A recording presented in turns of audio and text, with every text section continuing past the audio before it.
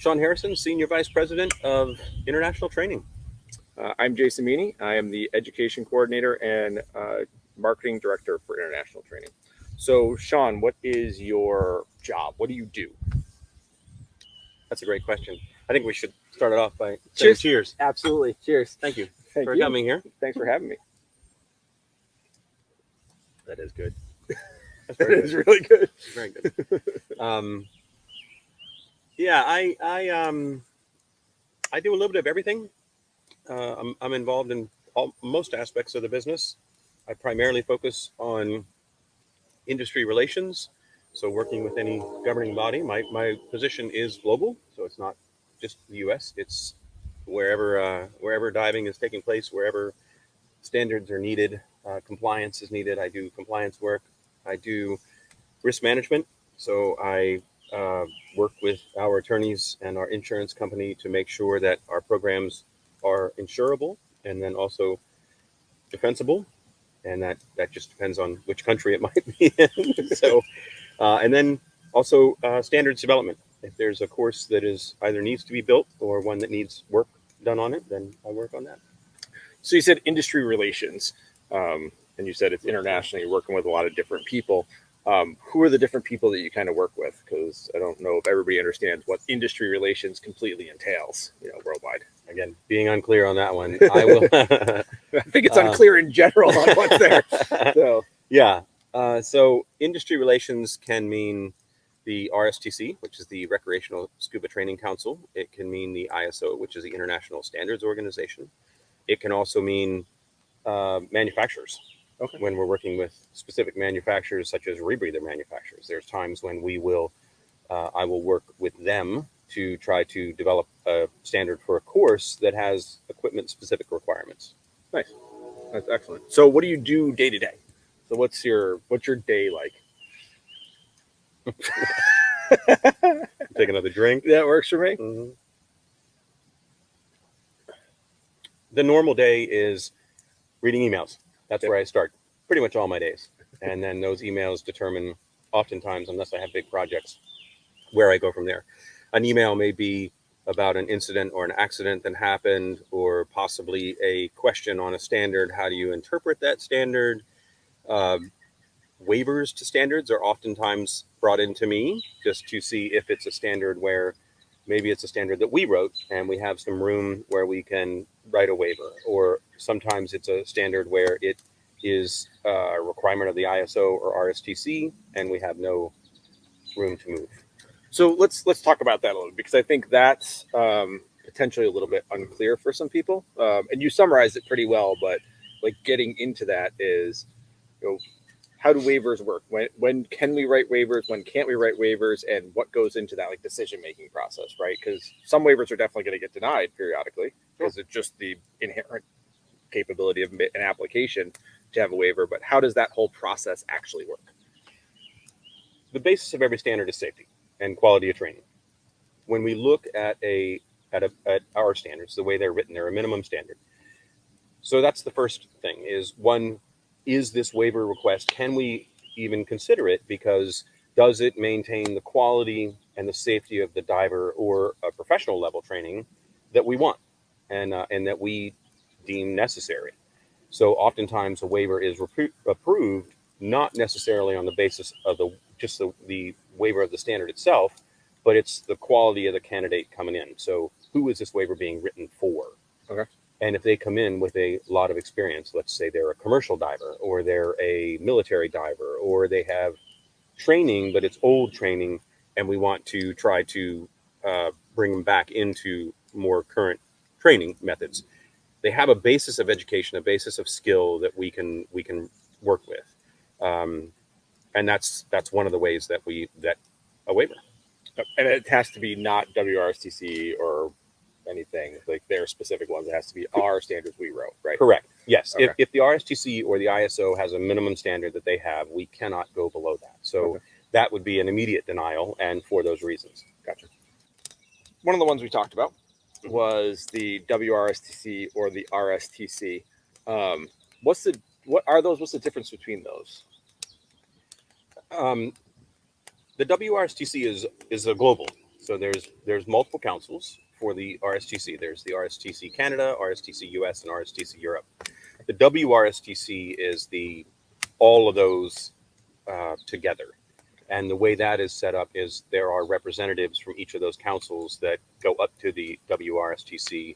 They report to each other, and then that's a conduit for information. So if Europe has a change or something that they're suggesting, it goes up to the representative members at the WRSTC and then is brought down to the other councils for consideration. And then once those are considered, that information then flows back up to the WRSTC and the response goes back to the other councils. So who are the actual members of these two organizations? Who's involved? You're going to make me name all those people? That's or at least some. I mean, I guess some people would probably be offended if you didn't list them all. Like, you left me out. Like, yeah. So member organizations within the U.S. are SDI, of course. SSI is a member. PADI is a member. NAUI is a member. IENTD. RAID is a member. NACI is a member. Oh gosh, I'm SNSI. Ooh. Sorry, I'm staring off into space here. That's trying right. to think of all the names. I'm just impressed you got so many. All right. And it's a similar type of membership in the European Council as well. Yeah. European Council has some more members that are part of it. Canada is pretty small. It's SDI and PADI at this point. That's interesting. I did not know that. Yeah. So that's good. I mean, that gives us an idea of who's involved in there. What sort of decisions get made there? What's it like working with that? What's happening there? Not a lot. There's not a lot happening. There are, of course, there's certain things that we look for. There are certain immediate actions that we take, which is like the recent situation with COVID. There was a lot of discussion around COVID and what could we do with standards? How can we? Is there a skill such as air sharing where the RSTC felt comfortable with making some sort of a variance to that skill? So there was a position statement put out as far as COVID and COVID protocols were concerned. Recently, the most recent standard was a hand signal standard that we released. Other than that, it's a lot of discussion, which boils down to philosophical differences as to how standards should be maintained and where standards should be. And that's tough when each one of those member agencies has a different philosophy as to what they feel comfortable with. And a lot of it is based on data. So different agencies have different data sets, and we all look at them a little bit differently. So do we find the root cause of this standard to be the cause of an incident or an accident? And there's different perspectives on that. Yeah, definitely.